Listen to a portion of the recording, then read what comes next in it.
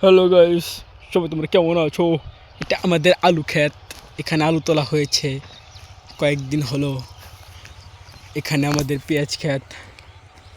আমরা আজকে এখন পানি দিতে আসছি। এখানে বেগুন গাছ রোপণ করা হয়েছে হালকা পাতলা কিছু।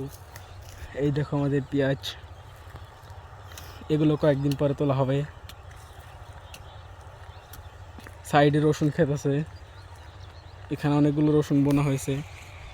তারপরেও কিছু কিছু এগুলা রান্না করার যেটাকে বলে মশলা, সেগুলো রোপণ করা হয়েছে।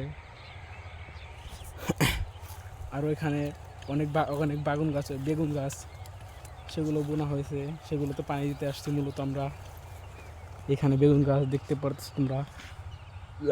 অনেকগুলো ফুল আসছে ছোট ছোট বেগুনে। দেখো একটা বেগুন ধরেছে অলরেডি। ও মাই গড, এত ছোট বেগুন! এটা বড় হবে। কই যাও তুমি? আজকের মতো পর্যন্তই। সামনে যেহেতু এখন রোজার দিন, তাই ইফতারের সময় হয়ে যাচ্ছে। এখন আমাদের চলে যেতে হবে। Tata, bye bye.